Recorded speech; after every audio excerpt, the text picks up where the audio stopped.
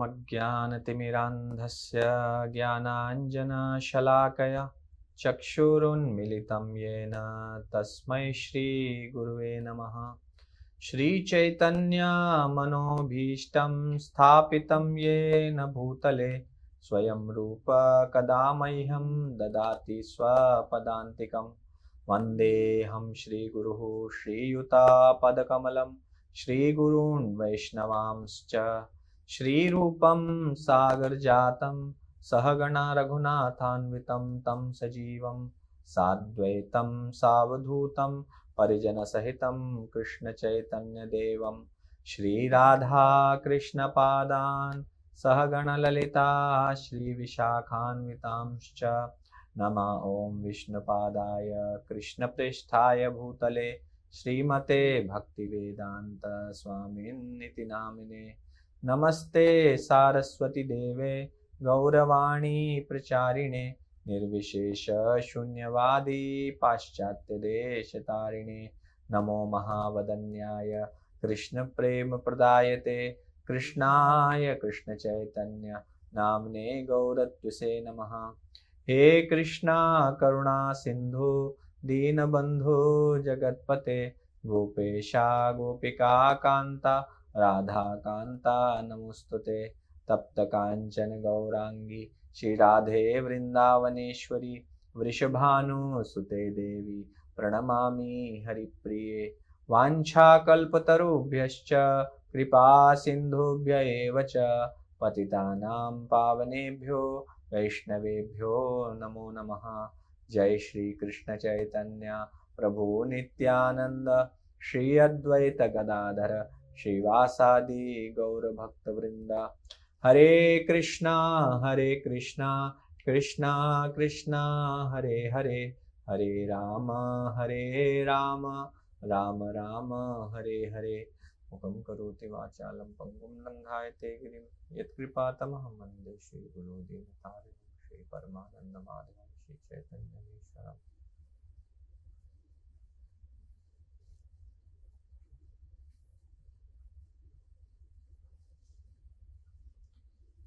हरे कृष्णा। सब भक्तों से रिक्वेस्ट है कि अपना वीडियो ऑन कर लें।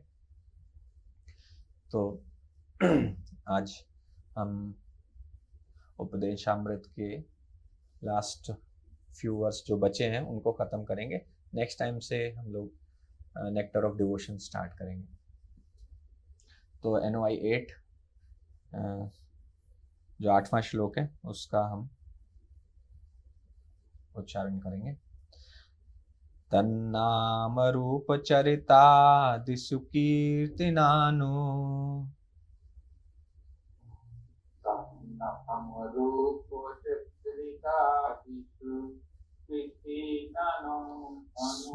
स्मृत्योः क्रमेण रसना मनसि नियोज्य।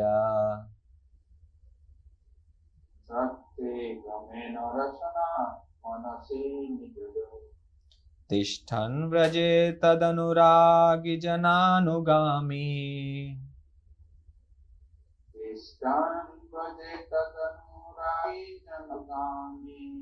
कालं नयेदखिलमेत्युपदेशसारम्।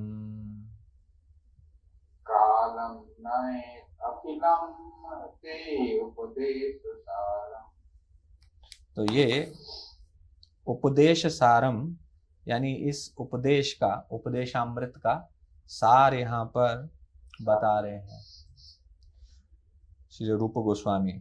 तिष्ठन् व्रजे तद अनुरागी जनानुगामी।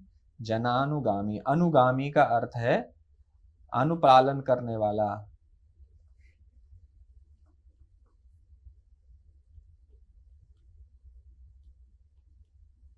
फॉलोअर। जो अनुरागी जन हैं, अनुरागी जन, अनुराग मतलब प्रेम। तो कृष्ण के प्रेम में जो मत्त हैं, जो पागल हैं, ऐसे भक्तों का अनुपालन करने वाला वो है तद अनुरागी जनानुगामी। तो एसेंस ऑफ ऑल एडवाइजेज, सभी उपदेशों का सार है that one should utilise one's full time, कि व्यक्ति को अपना पूरा समय किस कार्य में लगाना चाहिए, 24 आवर्स अ डे, यानी 24 घंटे in nicely chanting and remembering the lord's divine name, transcendental form, qualities and eternal pass times.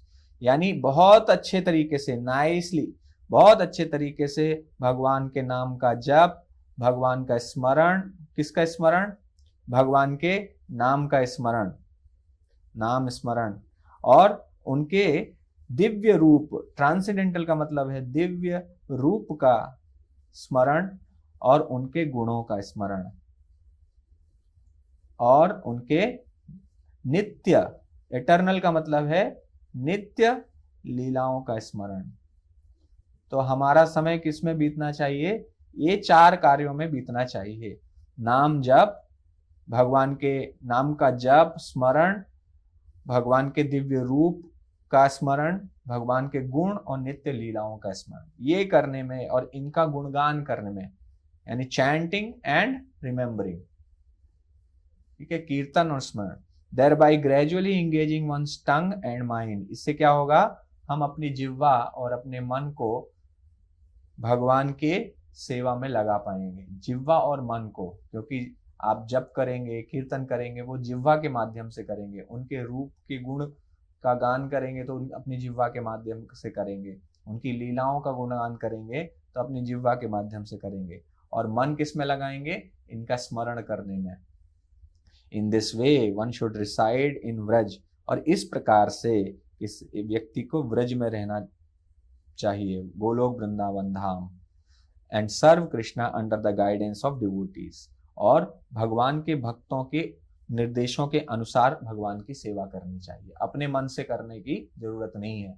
कभी कभी हम अपने मन से भी करने लगते हैं, और कभी कभी पथभ्रष्ट हो जाते हैं उसमें। कुछ लोग मन अपनी अनुसार कुछ सेवा निर्माण कर लेते हैं। कुछ भी सेवा अगर मन में आती है तो हमें अपने गुरु से जरूर निर्देश लेना चाहिए। One should follow in the footsteps of the lord's beloved devotees. तो व्यक्ति को भगवान के जो बहुत प्रेमी भक्त हैं, भगवान के प्रेमी भक्त हैं, उनके पद चिन्हों का अनुपालन करना चाहिए। हुआ डीपली अटैच्ड, अनुरागी, जो बहुत गहरे, बहुत शक्तिशाली रूप से, बहुत क्या कहते हैं, उनका जो भगवान के साथ प्रेम है वो बहुत गूढ़ है। ऐसे भक्तों के साथ हमें उनके चरण चिन्हों पर चलना चाहिए, परपट।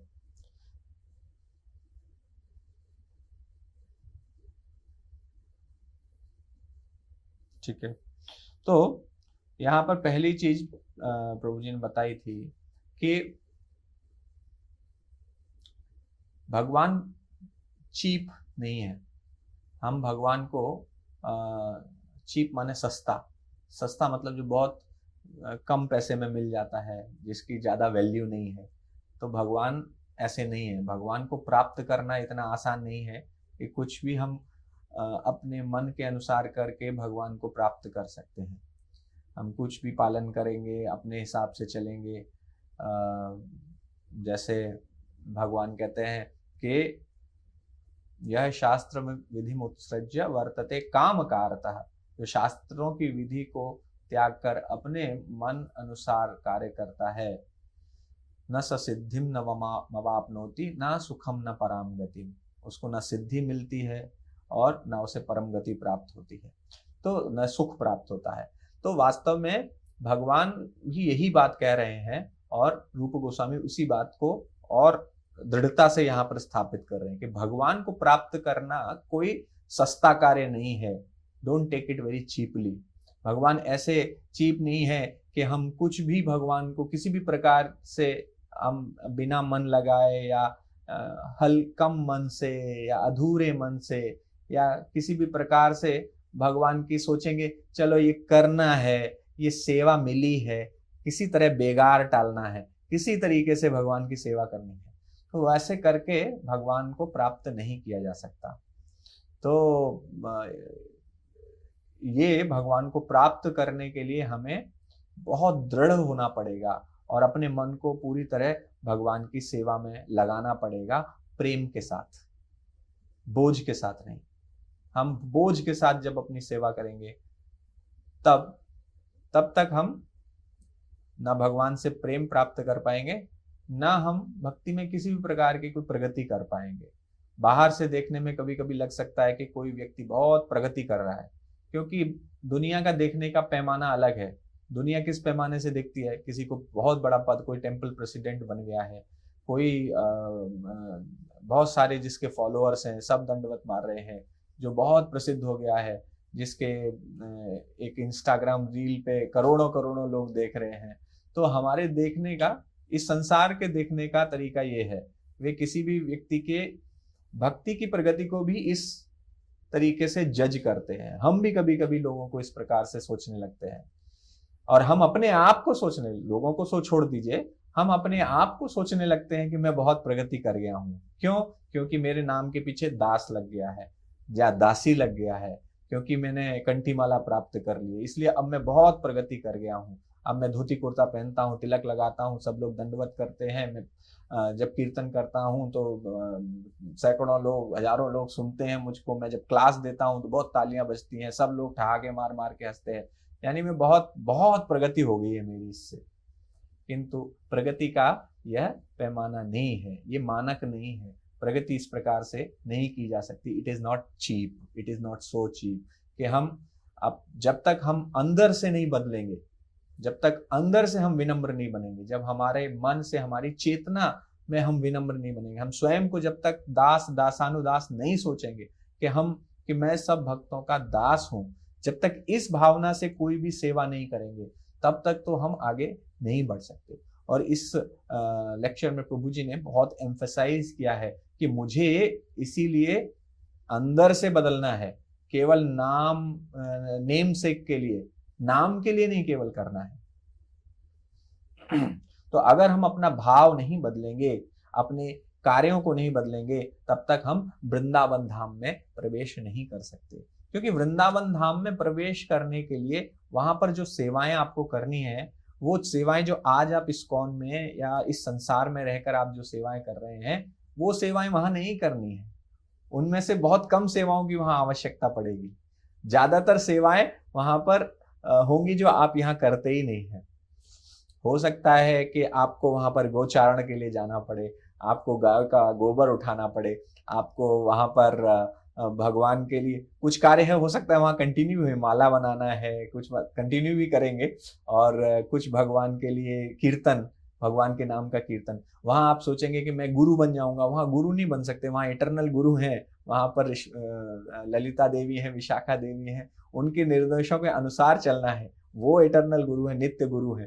तो वहां गुरु नहीं बन सकते, वहां आप फॉलोअर नहीं बना सकते।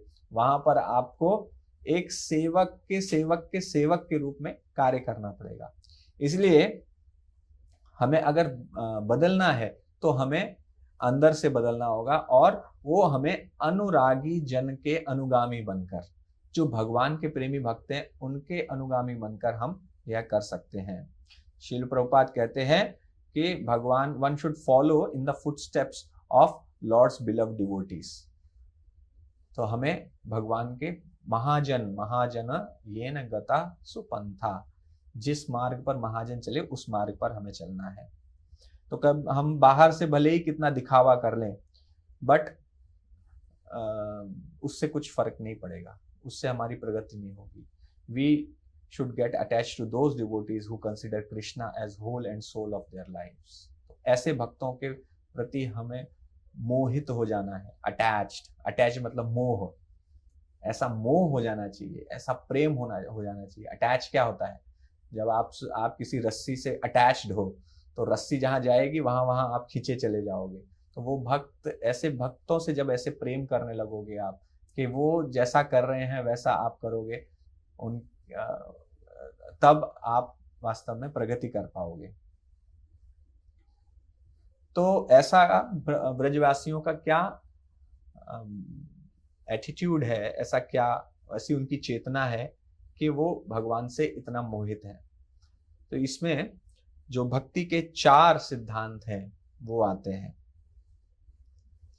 जिसके माध्यम से हम भक्ति के जो इमोशंस हैं, भक्ति के 4 सिद्धांत हैं,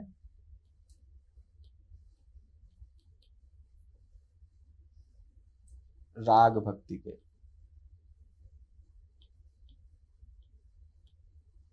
राग भक्ति,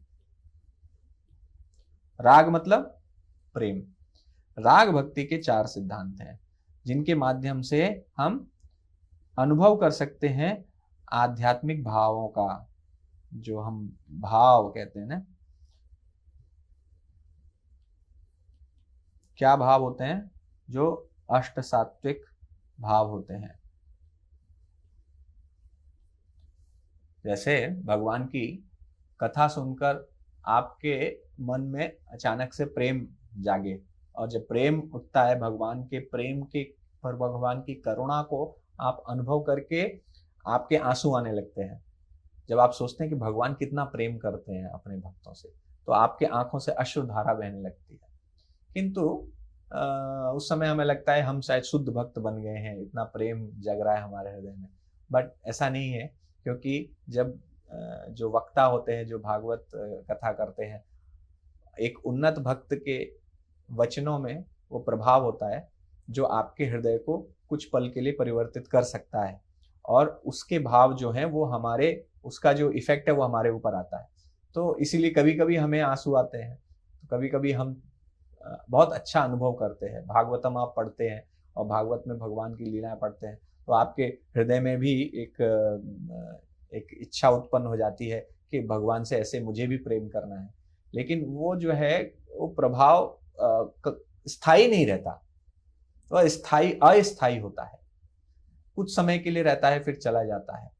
तो ये क्या है, हमारी इसमें कोई योग्यता नहीं है। ये जो वक्ता हैं, जो भगवान के भक्त हैं, उनकी शक्ति है जिसके कारण हम वो अनुभव कर पा रहे हैं।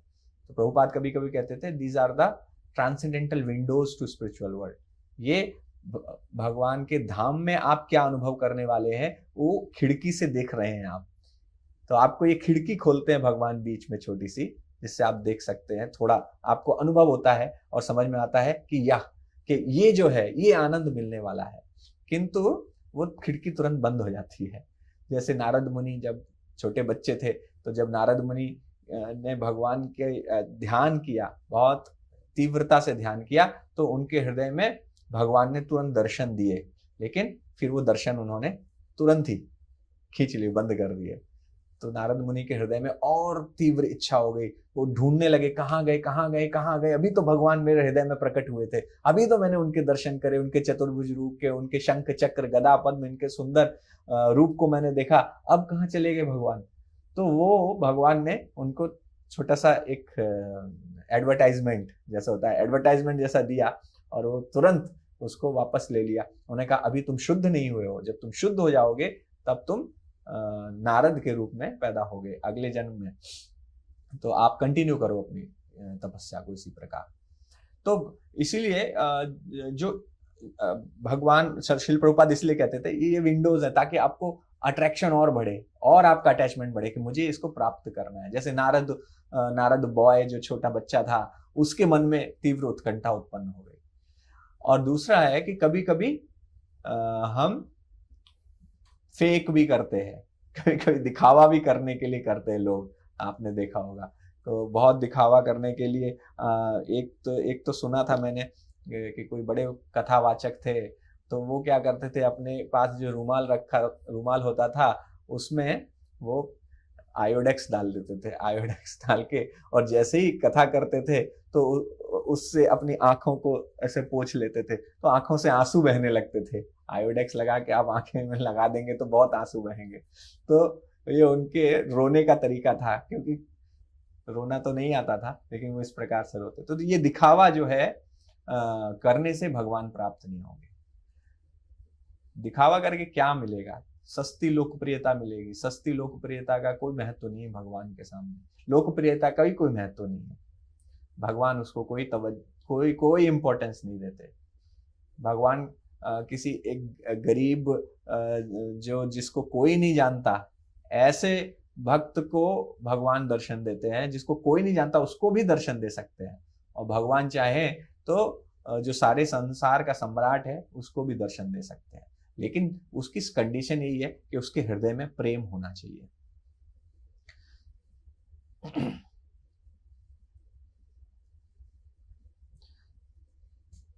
तो पहला जो सिद्धांत है जो हमें आज पढ़ेंगे, वो 4 सिद्धांत पढ़ेंगे। पहला है आई वॉन्ट टू चेंज।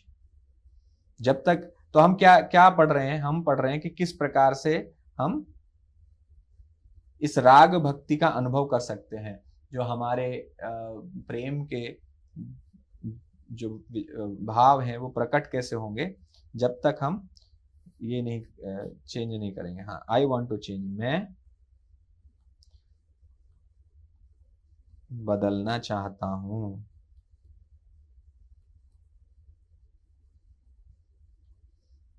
दूसरा है मैं प्रगति करना चाहता हूं।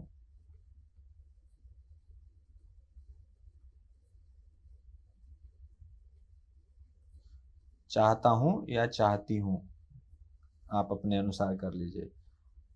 आई वॉन्ट टू फील, मैं अनुभव करना चाहता हूं।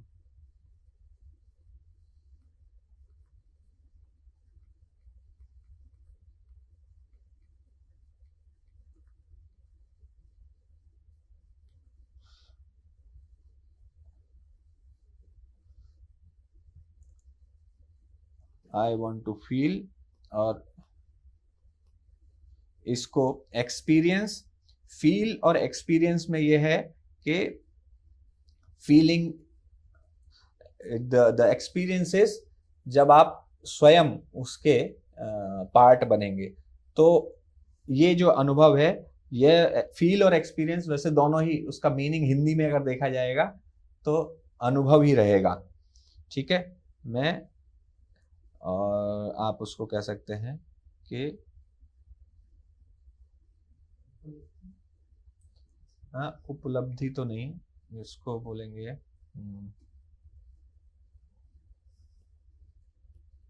जीवंत करना चाहता हूं। जीवंत का अर्थ होता है उनको वास्तविक रूप से मैं स्वयं अनुभव करना, अपने केवल न केवल मन में, हृदय में, बट वास्तविक रूप से पर्सनली हम उनको अनुभव कर सकते हैं। तो ये क्या है, लोग जो है इन दो को, ये दो वास्तव में बाद में आते हैं, पहले ये दो आते हैं, मैं बदलना चाहता हूं और मैं प्रगति करना चाहता हूं, ये फर्स्ट है, ये और ये सेकंड है, ये दोनों थर्ड एंड फोर्थ हैं। लेकिन हमारी इच्छा क्या होती है, पहले हम ये करना चाहते हैं, हम ये करना ही नहीं चाहते, we don't want to change, हम बदलना नहीं चाहते हैं, हम इंप्रूव नहीं करना चाहते हैं, हम केवल फील और एक्सपीरियंस करना चाहते हैं। जबकि वास्तव में ये उत्तरदायित्व है आपका बदलना, और इस उत्तरदायित्व को निभाने का पुरस्कार ये है। राइट, तो जब आप बदलेंगे और प्रगति करेंगे तभी आपको ये पुरस्कार प्राप्त होगा, आपको वैसे ये प्राप्त नहीं हो पाएगा। तो ये अगर हम नहीं बदलेंगे तो क्या होगा, ये टेम्पररी होगा, जो नंबर 3 और 4 होगा ये अस्थाई होगा, आर्टिफिशियल होगा। आर्टिफिशियल मतलब कृत्रिम, कृत्रिम रूप से, यानी दिखावा, ये दिखावा होगा। जब तक आप 1 एंड 2 नहीं करेंगे, बिना 1 एंड 2 के लिए यह अस्थाई या दिखावा बन के रह जाएगा। तो हमें क्या क्या चेंज करना है, हमें 2 चीजें चेंज करनी। एटीट्यूड, हमारा एटीट्यूड चेंज होना चाहिए। क्या एटीट्यूड, एटीट्यूड का मतलब क्या होता है, हिंदी में क्या कहेंगे एटीट्यूड को? मनोवृत्ति, मनोभाव, दृष्टिकोण। दृष्टिकोण नहीं, अहंकार नहीं, मनोवृत्ति ज्यादा अच्छा शब्द है। हमारी जो मनोवृत्ति है ये बहुत अच्छे शब्द है। किसने बताया? तनुश्री माता जी ने। तनुश्री माता जी, एक बार हरी बोल तनुश्री माता जी आपके लिए। और ये एक्शंस हमें इम्प्रूव क्या करना है, हमें अपनी वृत्तियों को बदलना है, मनोवृत्ति को बदलना है, और अपने एक्शंस मतलब अपने क्रियाकलापों को चेंज करना है, या इनको अलाइन का मतलब है एक सीधी रेखा में लेके आना, या अनुसार चलना, अपने गुरु के अनुसार अलाइन करना है, इनको भक्तों के अनुसार इसको चलाना। ठीक है, तो सबसे पहली चीज है change. This is most important. बदलना बहुत जरूरी है। क्या बदलना बहुत जरूरी है? हमारे बहुत सारे आइडियाज हैं भक्ति को लेकर जो हम बदलना नहीं चाहते। हमारे अंदर क्या चलता रहता है ये हमें देखना पड़ेगा, वही हमें बदलने की आवश्यकता है।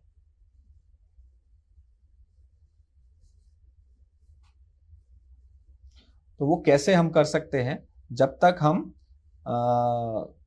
भगवान के जो शुद्ध भक्त हैं और या गुरु हैं हमारे, उन गुरुओं के अनुसार हम जब तक चलते नहीं, उनके निर्देशों के अनुसार, तब तक हम नहीं बदल सकते। तो हमें ऐसे भक्तों की कहानियों को सुनना चाहिए, पढ़ना चाहिए, जिनका ये जीवन अंतिम जीवन था, अर्थात जिन्होंने इसके बाद भगवत धाम जाने का अपना टिकट कटा लिया है।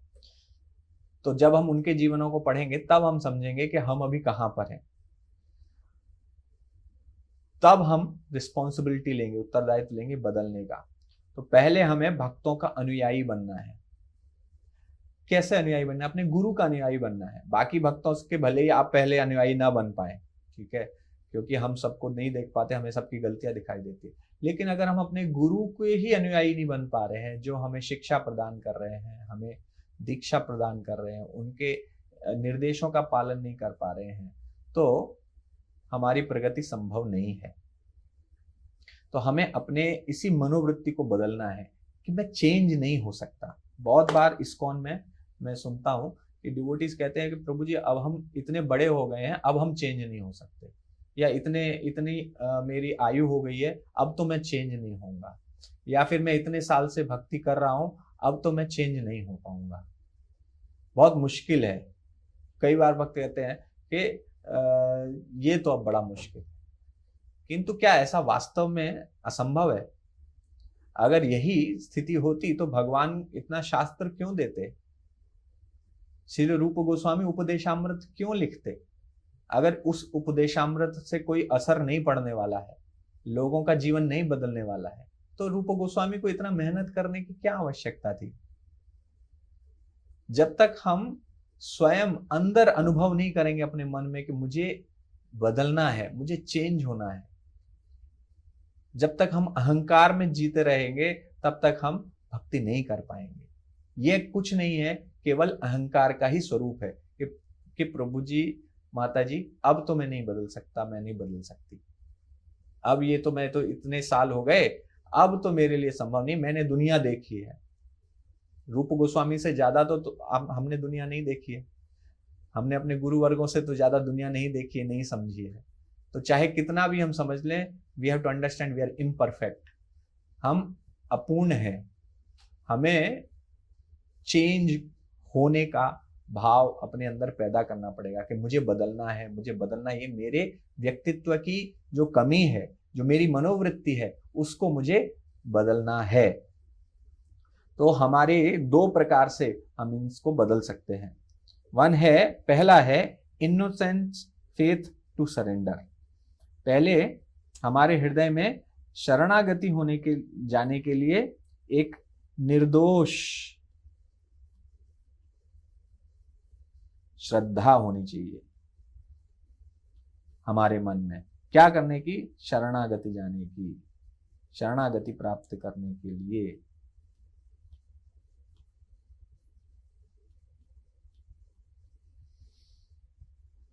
और यह कृष्ण के हृदय की स्थिति भी है।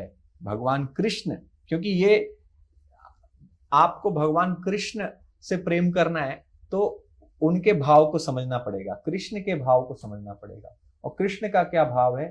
कृष्ण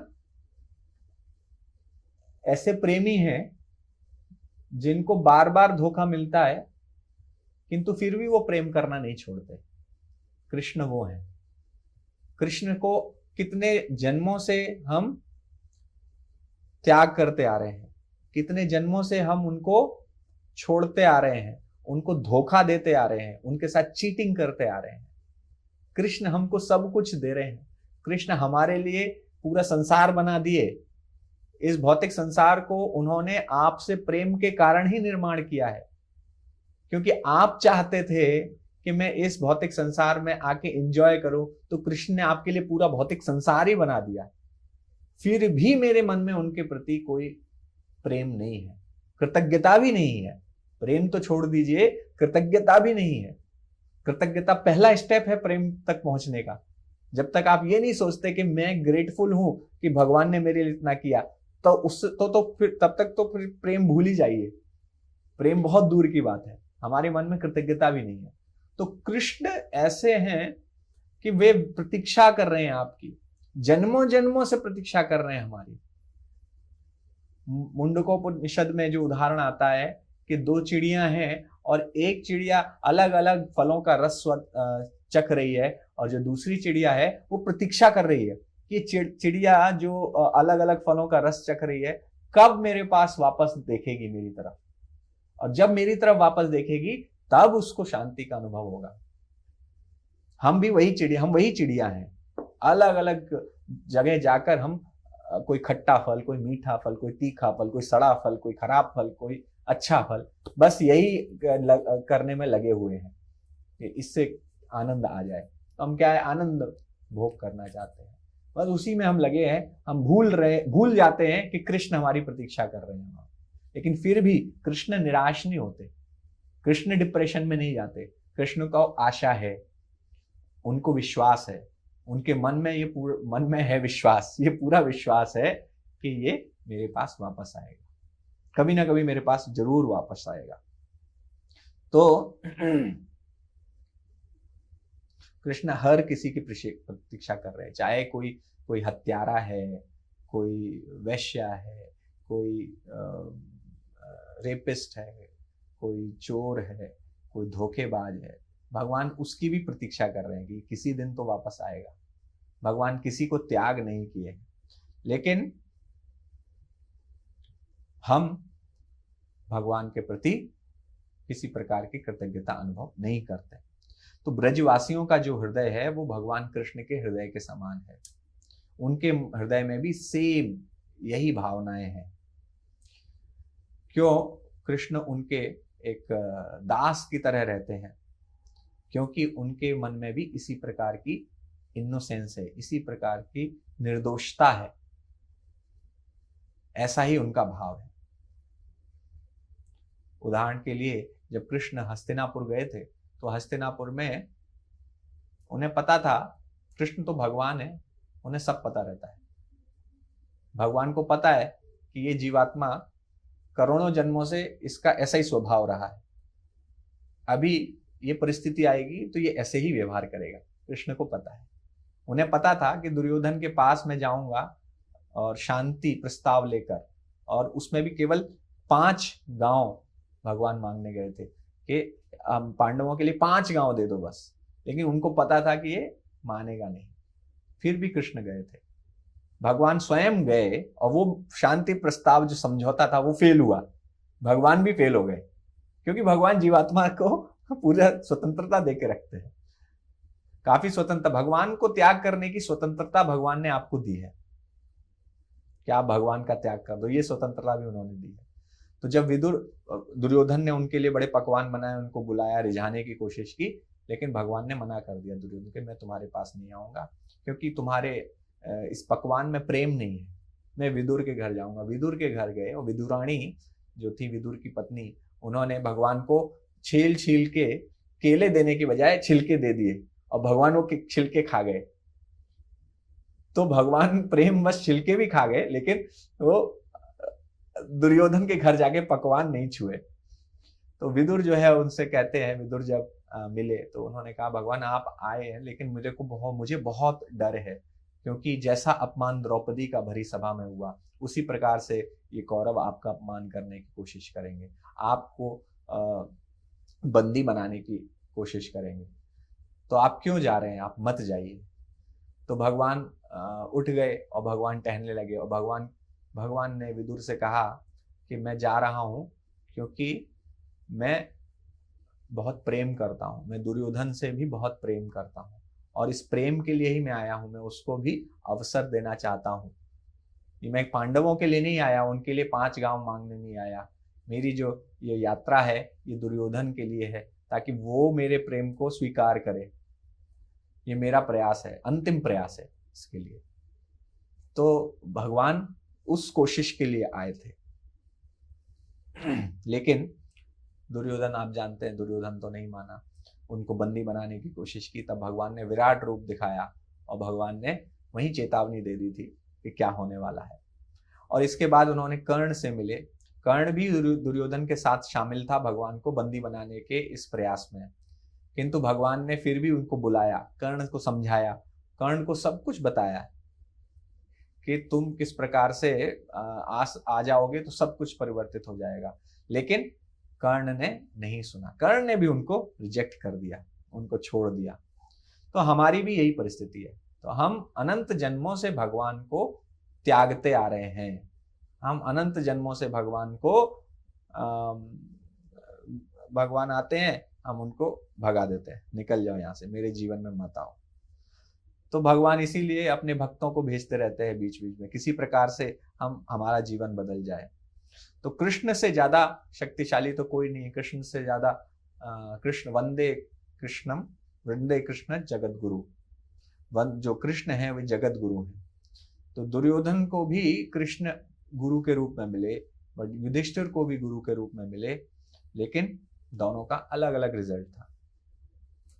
तो वास्तव में जो गुरु के निर्देश हैं वो भगवान के सीधे निर्देश हैं हमारे जीवन में। गुरु के निर्देश ही भगवान के निर्देश हैं। हमें इसीलिए गुरु के निर्देशों का पालन भगवान के निर्देश मानकर करना चाहिए। हम कभी कभी सोचने लगते हैं कि हम गुरु से भी ज्यादा होशियार हैं। हम सोचने लगते हैं कि गुरु क्या बता पाएंगे मुझे। हम कभी कभी अपने बहुत सारे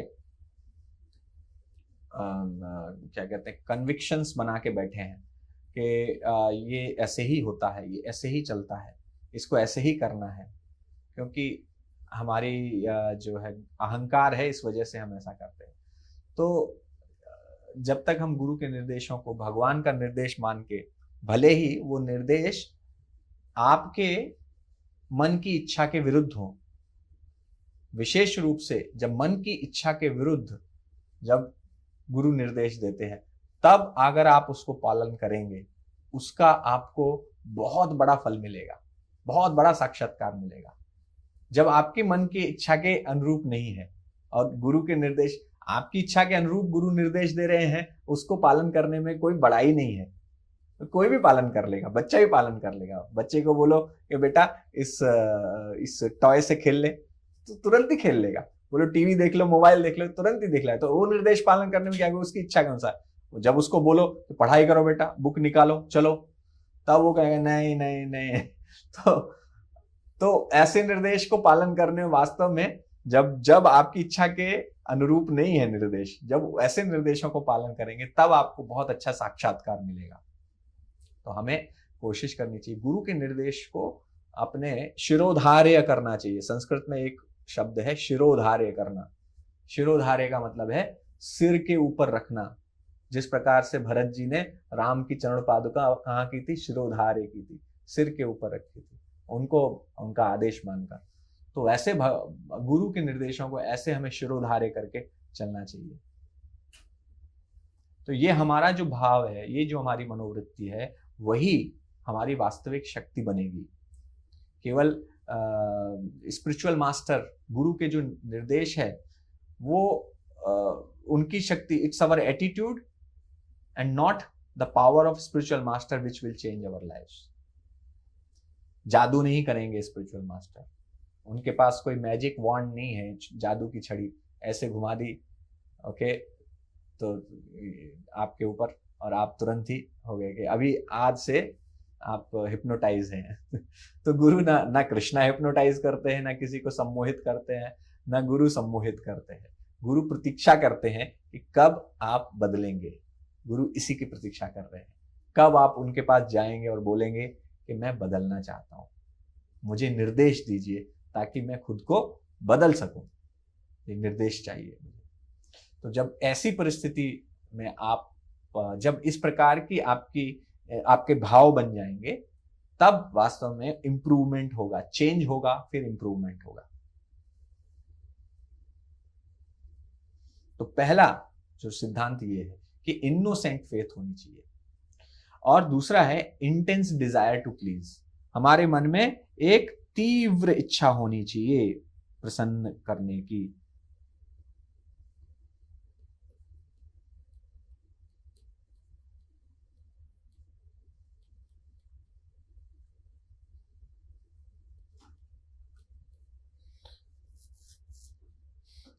ठीक है, तो हमारे मन में प्रसन्न करने की तीव्र इच्छा होनी चाहिए।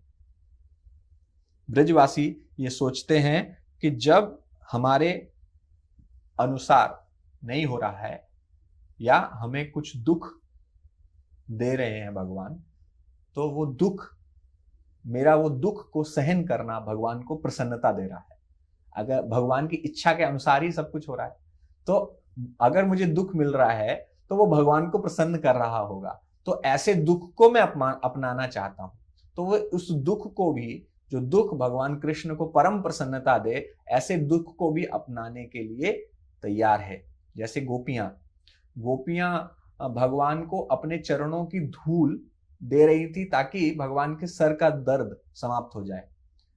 नारद मुनि ने जब उनसे मांगा तो कोई नहीं तैयार हुआ, कोई भक्त तैयार नहीं हुआ, लेकिन गोपियां तैयार हो गई। तुरंत तैयार नहीं हो गई, वो तो रेडी बैठी थी, वो तो प्रतीक्षा कर रही थी। जैसे ही उन्होंने मांगा, तुरंत उन्होंने अपने चरणों की धूल कलेक्ट कर ली और उनको दे दी।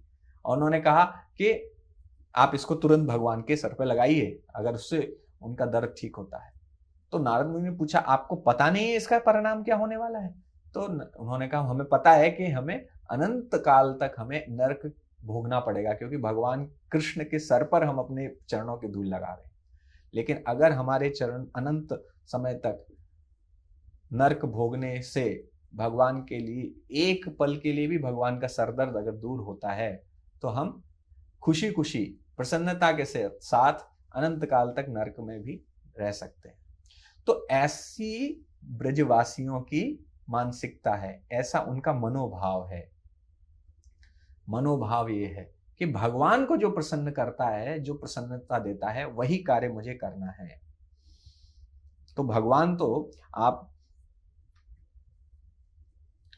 आप सोचिए कि अगर कोई लड़की किसी लड़के के पास जाती है और उसको प्रपोज करती है कि मैं तुमसे शादी करना चाहती हूँ, और इस प्रकार से बहुत सारी लड़कियां इसी एक लड़के के पास जाती है, और लड़कियां जाती कि मैं तुमसे शादी करना चाहती हूँ, मैं तुमसे शादी करना। तो वो लड़के को कैसा लगेगा? उसको तो वो तो दूसरे ही आसमान में पहुंच जाएगा कि कितनी लड़कियां मुझसे प्रेम करती हैं। तो कृष्ण भी वैसे ही हैं। और कृष्ण जगन्नाथ के रूप में जब वो देखते हैं कि मेरे भक्त मुझसे कितना प्रेम करते हैं, तो वो एकदम अचंभित हो जाते हैं, चौंक के उनकी आंखें बड़ी हो जाती हैं। तो भगवान का वो जो रूप है, वो जगन्नाथ जी का रूप है। तो जगन्नाथ जी देखते हैं कि कितना प्रेम करते हैं मेरे भक्त मुझसे, तो इसीलिए उनकी आंखें इतनी बड़ी बड़ी हैं। तो विश्वनाथ चक्र ठाकुर कहते हैं कि जब भगवान मथुरा से चले गए थे, तो वृंदावन से मथुरा चले गए थे, तो ब्रजवासी मरे नहीं। मर जाना चाहिए था, इतना प्रेम करते थे, तो उनको वो जीवित ही नहीं रह पाते। किंतु वो नहीं मरे, क्योंकि भगवान कृष्ण उनसे कह कर गए थे कि मैं कुछ दिन में वापस आ जाऊंगा, जल्दी लौट के आऊंगा, चिंता मत करना, मैं आऊंगा जरूर। तो ब्रजवासी इसलिए नहीं मरे क्योंकि उन्हें पता था भगवान कह गए हैं तो जरूर आएंगे, और जब देखेंगे कि हम मर गए उनके विरह में, तो भगवान भी मर जाएंगे। अब वो नहीं चाहते थे कि भगवान को ऐसा कष्ट हो, भगवान को कष्ट हो कि वो हमें ना मिल पाए, तो इसलिए वे सभी नहीं मरे। अदरवाइज तो उनके तो जीवन समाप्ति हो गया था। आज मैं परम पूज्य राधानाथ स्वामी महाराज का लेक्चर सुना था। महाराज बता रहे थे, जब अक्रूर लेकर गए थे भगवान कृष्ण और बलराम को, तो जो गोपियां थीं एक पेंटिंग की तरह, जैसे एक पेंटिंग की तरह वहीं स्थिर हो गई थी, हिली नहीं, वो उसी प्रकार से रही। उनका हृदय में इतना उनका कष्ट था। सभी ब्रजवासी इस प्रकार से हो गए थे जैसे ब्रज के किसी ने प्राण ही निकाल लिए हों। जब प्राण निकल जाते हैं शरीर से तो शरीर मृत हो जाता है, उसमें किसी प्रकार की कोई गति नहीं रहती।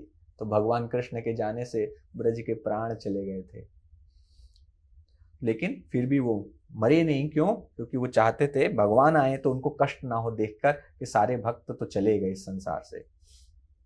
तो इसीलिए कहते हैं कि वृंदावन में जमीन खरीदना बहुत आसान है, ठीक है, लेकिन वृंदावन में वास्तव में वास करना बहुत कठिन है। वृंदावन में निवास करना बहुत कठिन है, क्योंकि वह एक ऐसा स्थान है जहां पर तीव्र इच्छा होनी चाहिए भगवान कृष्ण को प्रसन्न करने की। जब तक वो नहीं होगी तब तक आप वृंदावन में चाहे कितने करोड़ों की जमीन खरीद लो, कोई फायदा नहीं मिलेगा।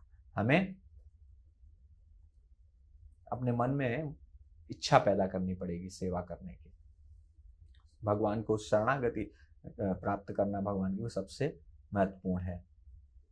तो इसके लिए ही हमें अपने गुरु के पास जाना चाहिए और गुरु से पूछना चाहिए कि मैं कैसे बदलूं, कैसे मैं बदल सकता हूं।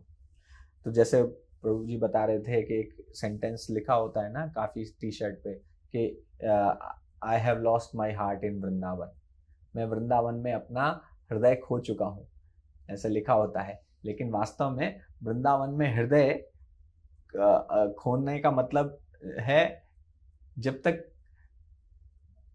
कृष्ण आपके लिए अपना हृदय ना खो दे तब तक आप वृंदावन में प्रवेश नहीं कर सकते। तो वृंदावन में हृदय खोने का मतलब है कृष्ण आप, जब वृंदावन में हृदय खोने का कोई मतलब नहीं है यदि कृष्ण आपके लिए अपना हृदय नहीं खोते। यदि कृष्ण आपसे इतना प्रेम नहीं करते तो फिर कोई फायदा नहीं है। तो हमारे जो एक्शंस हैं वो हमारे मनोभावों से ही निर्माण होते हैं। तो अगर हमारे एक्शन, जो हमारे कार्यकलाप हैं वो कठोर हैं और हम भक्तों के साथ खराब व्यवहार करते हैं, कठोर हृदय बनकर रहते हैं, तो हम वृंदावन में प्रवेश नहीं कर पाएंगे। जैसे हमने लास्ट टाइम कहा था भगवान स्निग्ध चित्त है और इसी प्रकार से उनके भक्त भी स्निग्ध चित्त हैं। तो मैं जब भागवतम खोलता हूं तो मैं एक्चुअली भागवतम क्यों नहीं पढ़ पा रहा हूँ, क्यों मेरे मन में आकर्षण नहीं है भागवतम के प्रति, क्यों मेरे मन में वो अटूट श्रद्धा नहीं है, अपने गुरु के निर्देशों पर अटूट श्रद्धा नहीं है। तो मैं इन सब को बदलना चाहता हूँ। तो परीक्षित महाराज का उदाहरण दिया था कि परीक्षित महाराज, उनको जैसे ही उनसे गलती हुई तुरंत ही वे समझ गए थे और तुरंत समझ गए कि मेरे से गलती हुई है, और शाप मिलने की सूचना मिलने से पहले ही उन्होंने प्रायश्चित करना शुरू कर दिया, उन्होंने पश्चाताप करना शुरू कर दिया और वे तैयार थे कि मुझे इसका दंड मिलना चाहिए। परीक्षित महाराज के हृदय में बदलने की अभिलाषा थी, इच्छा थी। वहीं जिसने श्राप दिया था उसके मन में, उसने भी गलती की। सबने बताया होगा कि तुमने, उनके पिता ने खुद बताया, शमीक ऋषि ने कोई गलती नहीं की, श्रृंगी ने गलती की, उनके पिता ने बताया तुमने गलत किया, तुमने भगवान के शुद्ध भक्त को श्राप दे दिया। उनका नाम परीक्षित है, उन्हें भगवान ने अपनी माँ के गर्भ में दर्शन दे दिए थे, तुम उनको शाप दे रहे हो इतनी छोटी सी चीज के लिए। लेकिन उसने बदलने की कोशिश नहीं की, उसने पश्चाताप नहीं किया। भागवतम में ऐसा कोई वर्णन नहीं आया। लेकिन ये जो है परीक्षित महाराज, भगवान के जो शुद्ध भक्त हैं, उन्हें तुरंत ही अपनी छोटी सी गलती, जिसका बहुत बड़ा परिणाम वो नहीं मिलना चाहिए था, एक छोटी सी गलती का भी उन्होंने बहुत बड़ा प्रायश्चित करने का प्रयास किया है। उन्होंने योजना बनाई इस प्रकार से। वो चाहते तो उसको निगलेक्ट कर सकते थे, छोड़ सकते थे, लेकिन फिर भी वो काउंटर कर्स कर सकते थे। वो नहीं वो बोल सकते थे कि मुझे ये स्वीकार नहीं है, ये शाप। परीक्षित महाराज के लिए क्या ये संभव था, लेकिन परीक्षित महाराज ने ऐसा नहीं किया, उसको स्वीकार किया। जैसे ही अगस्त्य मुनि ने शाप दिया इंद्रद्युम्न महाराज को, वो गजेंद्र बने और भगवान के धाम चले गए। अगस्त्य मुनि अभी भी हैं। शुक्राचार्य ने भी गलती की, उन्होंने बलि महाराज को भगवान को पूर्ण शरणागति आत्मनिवेदन करने से रोका, लेकिन बलि महाराज को उसका परिणाम मिला कि बलि महाराज को भगवान प्राप्त हुए और शुक्राचार्य अभी भी हैं। तो इस प्रकार से आप देखेंगे कितने भक्त हैं जो भक्त जो है वास्तव में तुरंत बदलना चाहता है। वह उसका बदलने का भाव होता है कि मैं खुद को इंप्रूव करना चाहता हूं, प्रगति करना चाहता हूं। तो धेनुकासुर जो है वो रिप्रेजेंट करता है एडमेंट बिहेवियर को। एडमेंट का मतलब है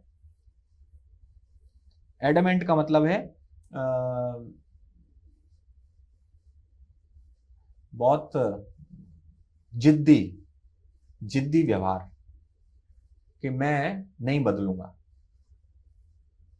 तो धेनुकासुर को किसने मारा? बलराम जी ने उठा उठा के पटका।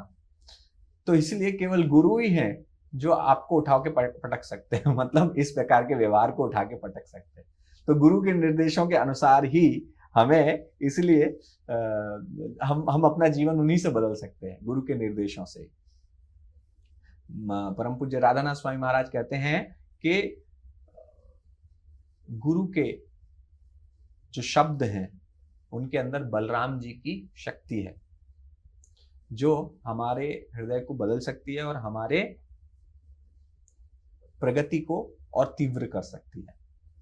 हम जितना अपने गुरु से सुनेंगे श्रीमद् भागवतम, उतना ही हम अपने हृदय को परिवर्तित करने के लिए प्रेरित भी होंगे। तो हमें अपने स्पिरिचुअल मास्टर से, अपने गुरु से नित्य प्रतिदिन सुनना चाहिए, प्रतिदिन श्रवण करना चाहिए। हम लोग सब अटेंड करते हैं क्लास, लेकिन कितने लोग चाहते हैं कि मैं वास्तव में बदलना चाहता हूं? तो हम क्या है, केवल माया के शब्दों को सुनते हैं, लेकिन हम गुरु के शब्दों का, माया के शब्दों का बड़ा फेथफुली पालन करते हैं, एकदम उनके दास बन के, माया के दास बन के हम पालन करते हैं। गुरु के दास नहीं बनना चाहते हम। तो गुरु के दास, गुरु कितने निर्देश देते हैं, हम उसको बीच में ही काट देते हैं, अपने मन के अनुसार मनमानी करते हैं। जो मनमानी करता है वो प्रगति नहीं कर सकता। गुरु की आज्ञा हुई है तो भले ही आपने कितना भी बड़ा कोई प्रण लिया हो, आपको उसको छोड़ देना चाहिए। अगर गुरु ने कहा है, पहली बात तो ऐसा कोई प्रण नहीं लेना चाहिए, दूसरा है गुरु ने कहा है तो हर प्रण तोड़ देना चाहिए। युधिष्ठिर महाराज ने प्रण लिया था कि मैं हमेशा अपने बड़ों की हमेशा आज्ञा मानूंगा, चाहे कुछ भी हो जाए, जो भी कहे। तो युधिष्ठिर महाराज को जब धृतराष्ट्र ने बुलाया कि जुआ खेलने के लिए, तो युधिष्ठिर महाराज चले गए। गलती हो गई उनसे कि वे वहां पे चाहते मना कर सकते थे। तो कृष्ण ने बाद में कहा कि तुम हर कार्य करते थे मुझसे पूछ के करते थे, लेकिन जब इतना बड़ा निर्णय लेने की बात थी कि जो जुआ खेलने जाना है कि नहीं जाना है, उस समय तुमने मुझसे नहीं पूछा। मुझसे पूछते तो मैं मना कर देता उसी समय। तो गुरु इसी प्रकार से, अगर आप गुरु से पूछेंगे तो गुरु आपको मना करेंगे, कुछ चीजों के लिए मना करेंगे, और वो हमें उसी समय अपने जितने भी कन्विक्शंस हैं, कॉन्कॉक्शंस से, जितना भी हमने मन में भर के रखा है कि ये ऐसे होता है, ये वैसे होता है, सब कुछ त्याग कर, भूल कर हमें तुरंत गुरु की आज्ञा का पालन करना चाहिए। तब आप बदल सकते हैं, नहीं तो आपके लिए कोई उपाय नहीं है।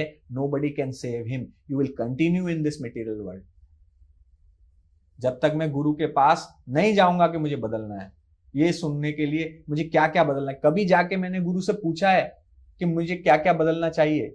कभी मैंने हाथ जोड़ के उनसे प्रार्थना की है कि मुझे बताइए कि मैं क्या क्या बदलूं अपने अंदर? मैं सुनना चाहता हूं आपसे, आपको क्या लगता है कि क्या मैं गलत कर रहा हूं, या क्यों मुझे अभी तक भगवान से प्रेम नहीं हुआ, किस कारण से, मुझे बताइए ताकि मैं इंप्रूव कर सकूं। We don't do that, that is the problem. तो इस प्रकार से ये 4 सिद्धांत हैं, इनमें जो मोस्ट इंपॉर्टेंट जो है फर्स्ट 2 हैं कि मुझे बदलना है और मुझे प्रगति करनी है। ठीक है, नेक्स्ट हम श्लोका नंबर 9, 10, 11 तीनों पढ़ लेंगे। वैकुंठाज्जनितो वरा मधुपुरी तत्रापि रासोत्सवात् वृन्दारण्यमुदार पाणिरामणात् तत्रापि गोवर्धनः राधा कुण्डमिहापि गोकुलपते प्रेमामृताप्लावनात् कुर्याद्यस्य विराजतो गिरितटे सेवां विवेकी न कः। जो पवित्र स्थान मथुरा है वह वैकुंठ से भी उच्च है, जहां पर स्वयं भगवान प्रकट हुए। और मथुरा से भी जो उच्च है वो क्या है, वृंदावन के जंगल है, क्योंकि वहां पर भगवान ने अपनी रास लीलाएं की। और वृंदावन के वनों से भी उच्च है गोवर्धन पर्वत, क्योंकि इसे भगवान के हाथों ने स्पर्श किया था, भगवान ने स्पर्श करके उसको उठाया था, और भगवान ने यहाँ पर बहुत सारी लीलाएं की थी। और इनमें से भी सबसे ऊपर है और सबसे अच्छा स्थान है वो है राधा कुंड, क्योंकि ये भगवान के प्रेम रूपी जल से भरा हुआ है, जहां पर तो ऐसा कौन विद्वान नहीं होगा जो वृंदावन में जाकर राधा कुंड में जाकर, एक्चुअली गोवर्धन में राधा कुंड में जाकर वहां पर अपना निवास नहीं बनाएगा।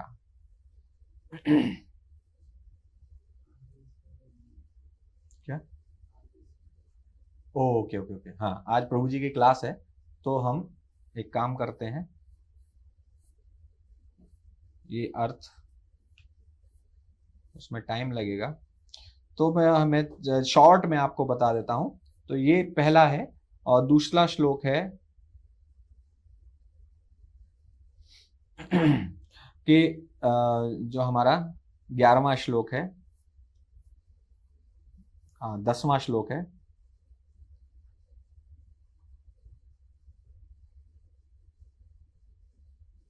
कि सबसे उच्च में सबसे सुप्रीम कौन है, गोपियां हैं सभी भक्तों में, और गोपियों में भी सबसे सुप्रीम है राधा रानी, ठीक है, और उनका जो कुंड है राधा कुंड है।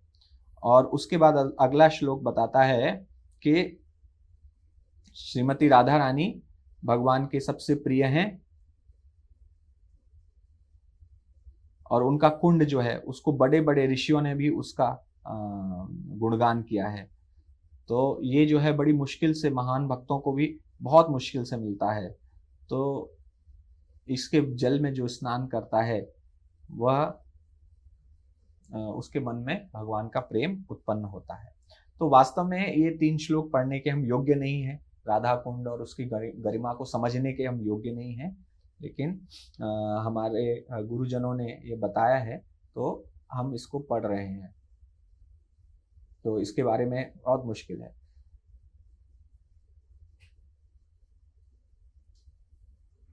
क्योंकि इस स्थान में जाने का हर किसी को भी वो नहीं है, बड़ा मतलब बहुत मुश्किल से मिलता है। इवन जो गोपा हैं उनमें से भी कुछ गोपा ही जा सकते हैं, सभी नहीं जा सकते हैं।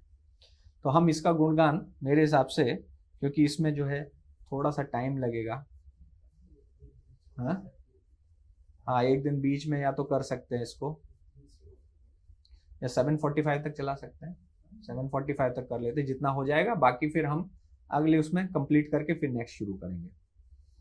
तो हम एक्चुअली गोवर्धन पे, राधा कुंड पे क्लास सुनने के योग्य नहीं है, क्योंकि समस्या ये है कि हम बहुत भावुक हैं, और कभी कभी हम भावुक होके अपने मन के अनुसार कार्य करने लगते हैं, तो इसलिए सहजिया लोग हो जाते हैं। सहजिया लोग ये है वो अपने मन के अनुसार भक्ति इमोशनली करने लगते हैं, भावुकता से भक्ति करने लगते हैं, भाव भक्ति न करके भावुक भक्ति करने लगते हैं। तो जो राधा कुंड है वो बहुत मुश्किल से प्राप्त होता है।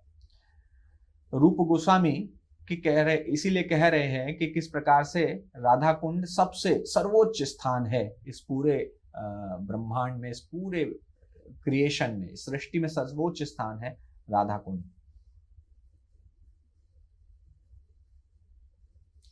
और अगर हम राधा कुंड को सस्ते में लेने लगेंगे, बहुत हल्के में लेने लगेंगे, तो फिर हम बहुत बड़ा अपराध करेंगे। श्रील प्रभुपाद कहते थे कि कुछ लोग जाते हैं राधा कुंड के पास जाकर बीड़ी पीते हैं और गलत हरकतें करते हैं स्त्रियों के साथ, तो ऐसे लोग उनका कोई भविष्य नहीं है, वास्तव में वो नरकगामी बनेंगे। क्योंकि राधा कुंड तो इतना पवित्र स्थान है कि वहां पर सब गोपाओं को भी जाना अलाउड नहीं है, केवल जो भगवान के माधुर्य लीला में थोड़ा असिस्ट करते हैं ऐसे गोपाओं को वहां जाना अलाउड है। तो केवल उसमें भी वो केवल बाउंड्री तक जाते हैं, पूरा अंदर तक नहीं जाते। तो इसलिए इन 3 श्लोकों को हमें बहुत ध्यानपूर्वक और बिना किसी भावुकता के लेना चाहिए। हमें बहुत कॉशियसली, सावधानी से इनको पढ़ना चाहिए। तो क्योंकि हमारे हृदय में अभी भी काम विकार है, अभी भी हमारे हृदय में स्त्री पुरुष का अट्रैक्शन जो है, स्त्री पुरुष का आकर्षण है, वो अभी भी बहुत तीव्र है। और जब तक वह समाप्त नहीं होगा तब तक हम वृंदावन, गोवर्धन, राधा कुंड इन सबको भूल जाओ। जब तक हमारे हृदय में स्त्री पुरुष का आकर्षण अभी भी, शारीरिक आकर्षण अभी भी बना हुआ है। तो ऋषभ देव अपने पुत्रों से कहते हैं कि पुंसा स्त्रिया मिथुनी भाव में तद जनस्य मोहोयम अहम अमेति। तो ये जो स्टार्ट होता है जनस्य मोह, अपना जो मोह प्रारंभ होता है कि यह सब मेरा है और मेरे भोग के लिए है, वो कहाँ से स्टार्ट होता है? पुंसा स्त्रिया मिथुनी भाव में तद, पुरुष और स्त्री के आकर्षण से उत्पन्न होता है। और यह जो गांठ है, जो ग्रंथि है, ग्रंथि मतलब गांठ, यह गांठ बहुत स्ट्रांग होती है, इसको खोलना बहुत कठिन है। इस संसार को मैथुन्य आगार कहा जाता है, अर्थात इस संसार का जो प्लेटफॉर्म है जहां ये बना हुआ है, उसकी आधारशिला एक ही है, मैथुन, वही काम विकार, स्त्री और पुरुष के बीच का आकर्षण। तो जब तक वह समाप्त नहीं होगा तब तक तो भूल ही जाइए, यू कैन नॉट एडवांस। तो जब तक हम ये छोड़ेंगे नहीं, हम वृंदावन में प्रवेश नहीं कर सकते हैं।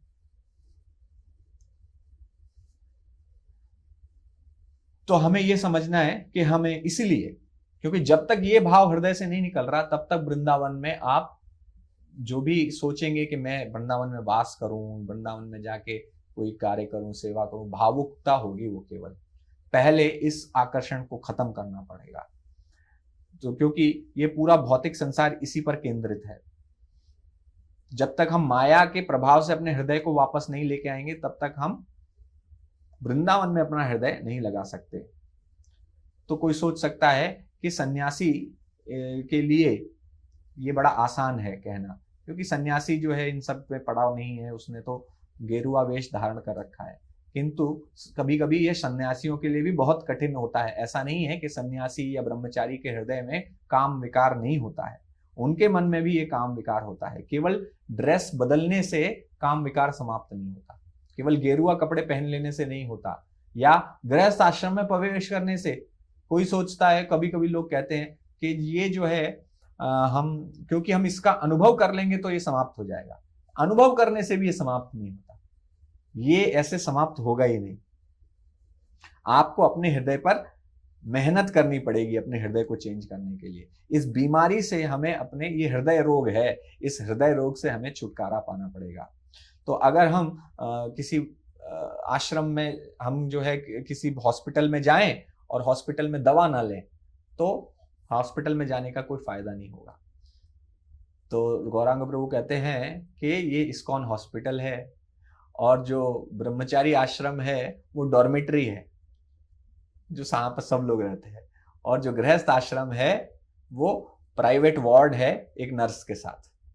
तो जो गृहस्थ आश्रम और ब्रह्मचारी आश्रम की परिभाषा वैसे देते हैं, लेकिन मेन चीज है वो है मेडिसिन। हॉस्पिटल में आप चाहे गृहस्थ आश्रम में रहो चाहे ब्रह्मचारी आश्रम में रहो, आप दोनों में किसी में भी रहो, मेन है मेडिसिन ले रहे हैं कि नहीं ले रहे हैं। वो मेडिसिन इज मोस्ट इंपॉर्टेंट। वो मेडिसिन क्या है?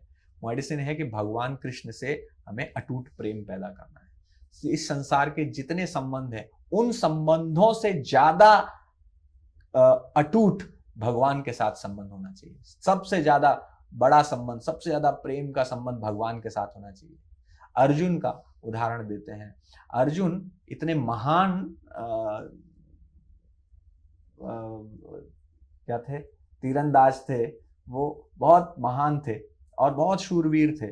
उनके पीछे भी लड़कियों की लाइन लगी रहती थी, किंतु वो द्रौपदी से सबसे ज्यादा प्रेम किए, उनसे उनका विवाह करके लाए। एंड द्रौपदी और अर्जुन के बीच का बहुत प्रेम तीव्र था। किंतु क्या हुआ कि वे बाद में जब भगवान की जब लीला समाप्त कर रहे थे, तो जब गए तो भगवान वहां से लौटे, जब भगवान अपनी लीला समाप्त करके चले गए तो भगवान के जो रानियां थी उनको लेकर आ रहे थे, लेकिन उन रानियों को भी भगवान ग्वालों के भेष में आके उन रानियों को हरण करके ले गए। और वही अर्जुन जिन्होंने महाभारत में लाखों लोगों को मारा, इतने उन्होंने वध किए, वही अर्जुन उन छोटे से ग्वालों से हार गए। तो अर्जुन वापस आ गए। वापस आने के बाद उन्होंने बताया कि किस प्रकार वो याद कर रहे थे वहां पर अपने भाइयों को, सबको बता रहे थे कि जो भगवान मुझे बुलाते थे कि पार्थ, प्रथा के पुत्र, कुंती पुत्र, अलग अलग नामों से मुझे बुलाते थे, मुझे मुस्कुरा के देखते थे, वो भगवान अब नहीं है, वे जा चुके हैं, वे जा चुके हैं। और ये शब्द उन्होंने, जब कोई दुखी होता है तो जिससे सबसे ज्यादा प्रेम करता है उसके पास जाके कहता है, लेकिन उन्होंने द्रौपदी से नहीं कहे, द्रौपदी के पास नहीं गए। वे इतने दुखी थे, इतने दुखी थे कि द्रौपदी का होना ना होना उन्हें कोई फर्क नहीं पड़ा। वो इतना भगवान से प्रेम करते थे। तो उनका जो प्रेम था, और द्रौपदी भी इसी प्रकार से, केवल ऐसा नहीं है कि अर्जुन भगवान से प्रेम करते, द्रौपदी भी कृष्ण से उतना ही प्रेम करती थी। और द्रौपदी ने भी केवल यही देखा कि भगवान चले गए, केवल ये सुना, और द्रौपदी ने भी सब कुछ त्यागने का तुरंत मन बना लिया। अर्जुन ने सब कुछ त्यागने का मन बना लिया। जैसे ही पांडवों ने सुना, उन्होंने सबने त्यागने का मन बना लिया कि अब यह संसार हमारे रहने के, इसमें कुछ बचा नहीं है इस संसार में रहने के लिए। जहां कृष्ण नहीं है वहां मेरे जीवित रहने का कोई आशय नहीं है, कोई मतलब नहीं है। इसलिए तुरंत इस संसार को त्यागो और हिमालय चलो। तुरंत ही छोड़ गए। उनके मन का जो प्रेम था वो सब प्रेम से ऊपर, उनके आपस के प्रेम से ऊपर था उनका कृष्ण से प्रेम। तो आपस का चाहे कितना भी प्रेम हो, लेकिन सबसे सर्वोच्च प्रेम होना चाहिए कृष्ण का प्रेम। पति पत्नी के बीच में बहुत प्रेम होना चाहिए, लेकिन उस प्रेम से भी ऊपर आपका कृष्ण से प्रेम होना चाहिए। उससे भी ज्यादा एक मजबूत, उससे भी ज्यादा शक्तिशाली, उससे भी ज्यादा अटूट कृष्ण का प्रेम होना चाहिए। तो ये हमारे मन की, इसी प्रकार से जब सुभद्रा से विवाह करके अर्जुन वापस लेके आए, तो सुभद्रा, क्योंकि द्रौपदी, उनको पता था द्रौपदी तो स्वीकार नहीं करेगी कि दूसरी पत्नी को, द्रौपदी तो बहुत तेज थी और अग्नि थी एकदम। तो द्रौपदी को उन्होंने सुभद्रा को गोपी वेश पहनने के लिए बोला, और गोपी ड्रेस में, गोपी का वेश पहनकर वो गई। और जैसे ही उनको देखा द्रौपदी ने, तुरंत द्रौपदी को गोपियों की याद आई, कृष्ण की याद आई। और जैसे उन्होंने पूछा कि तुम कौन हो, उन्होंने कहा मैं आपकी दासी हूं और मैं कृष्ण की बहन हूं। तो जैसे ही उन्होंने सुना, उन्होंने कहा कि निश्चित रूप से आप भगवान की बहन है, आप भगवान की बहुत बड़ी भक्त है, क्योंकि आपको देखकर मुझे कृष्ण याद आ रहे हैं, आपको देखकर मुझे कृष्ण की याद आ रही है। तो आप भगवान से बहुत प्रेम करते हैं।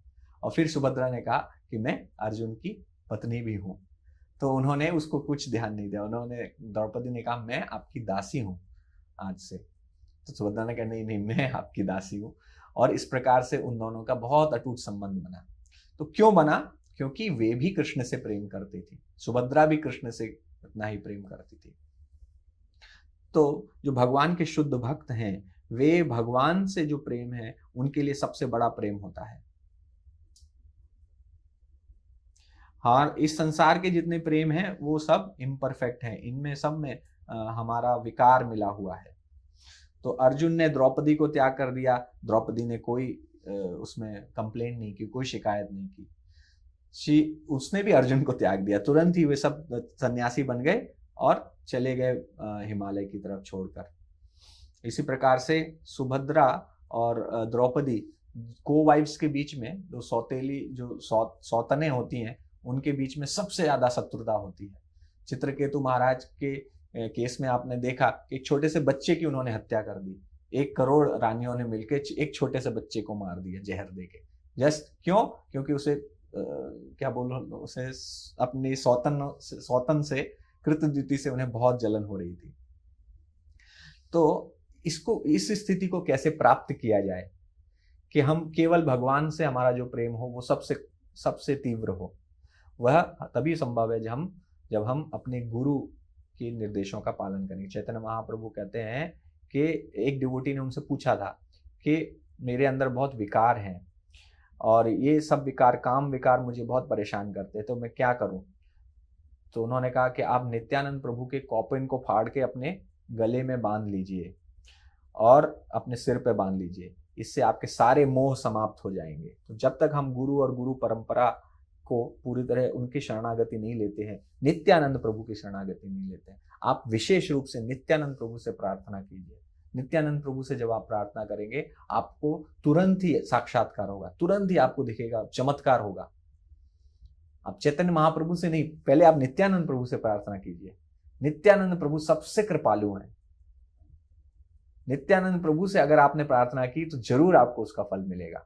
We have this full faith, I have that full faith. जब मेरी भक्ति प्रारंभ हुई थी तो नित्यानंद प्रभु से बहुत प्रार्थना की थी मैंने, और मुझे एक्चुअली वहाँ सेवा मिली थी वॉइस में कि सुबह उठ के मुझे पूरा सब तैयार करना है, मंदिर हमारा जो था छोटा सा, तो मैं उठ ही नहीं पाया एक दिन, तो मुझे बड़ा दुख हुआ। और फिर मैंने नित्यानंद प्रभु से प्रार्थना की कि मैं आपके उधर ही, मैं मंदिर के नीचे ही सोया हूँ, मैंने कहा मैं यहीं सोया करूँगा और आप मुझे जो है कृपा कीजिए ताकि मैं समय से उठ सकूँ। और उसके बाद फिर कंटिन्यूसली 3 महीने तक मैं जो है 2-3 महीने तक मैंने वो कंटिन्यूसली सेवा की, डेली उठा, कभी ऐसा नहीं हुआ कि लेट हुआ। तो आई हैड फुल फेथ कि नित्यानंद प्रभु की जो कृपा है वो बहुत जल्दी मिलती है और वे बहुत कृपालु है। निताई पद कमला कोटि चंद्र शुचितला, हेनो निताई बिना भाई राधा कृष्ण पाइते नाई। राधा कृष्ण नहीं मिल सकते जब तक आप निताई के पद कमल नहीं पकड़ेंगे, जब तक उनके चरण कमलों को नहीं पकड़ेंगे। नरोत्तम दास ठाकुर कहते हैं केवल नित्यानंद प्रभु की शरण जाकर ही हम इस भौतिक मोह से, बंधन से छूट सकते हैं।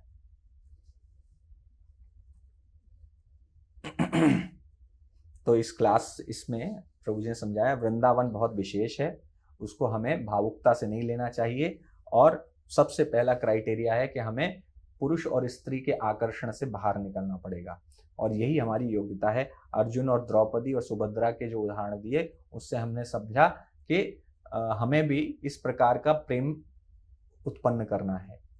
और कोई कह सकता है अर्जुन के पास तो डायरेक्ट एक्सेस थी, भगवान उनको बुलाते थे, हमें तो भगवान बुलाते नहीं है। तो उसके लिए हमारे पास गुरु हैं, भगवान के स्वयं प्रतिनिधि हैं, साक्षात हरित्वेन समस्त शास्त्रे, सभी में हरि के समान ही उनको मिला हुआ है, वही सबसे महत्वपूर्ण है। तो हमें इसीलिए नित्यानंद प्रभु के चरणों को पकड़ना चाहिए।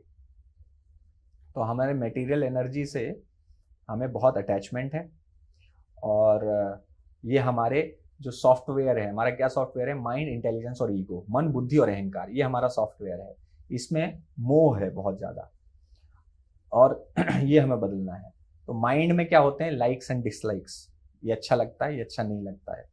और इंटेलिजेंस में होता है कि राइट एंड रॉन्ग, क्या सही है क्या गलत है। ईगो है कि ये मेरा फ्रेंड है, ये मेरा एनिमी है।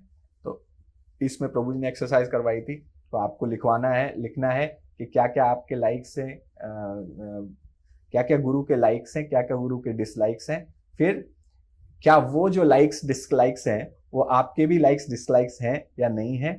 और अगर आप, उन्होंने मार्क्स दिलवाए थे कि अगर आप गुरु के लाइक्स के अनुसार आप नहीं कर पा रहे काम, तो माइनस कर दीजिए, खुद को इसमें माइनस दीजिए। और आप समझ रहे हैं, और जो गुरु को पसंद नहीं है फिर भी आप करते हैं ऐसी चीजें, फिर भी आप करते हैं, आपको पसंद है या छुपाते हैं, तो उसको और आपको माइनस देना है। तो ठीक है, ये एक्सरसाइज तो आपने साथ में की थी वहां पर। इसी प्रकार से right and wrong, friend and enemy, ये तीनों एक्सरसाइज करवाई थी। तो इस क्लास से मेनली हमें यही समझा है कि हमारा जो बंधन है वो है पुरुष स्त्री आकर्षण से, वो उसको समाप्त करना है। और इसको हम तभी कर पाएंगे जब कृष्ण के साथ हमारा बंधन अटूट हो जाएगा, जब उनके साथ हमारा प्रेम इतना स्ट्रांग हो जाएगा कि संसार का कोई भी प्रेम हमें आकर्षित ना कर सके, तब हम वृंदावन में प्रवेश करने के योग्य बन जाएंगे। हरे कृष्णा कृष्ण कृष्ण हरे हरे, हरे राम राम राम हरे हरे।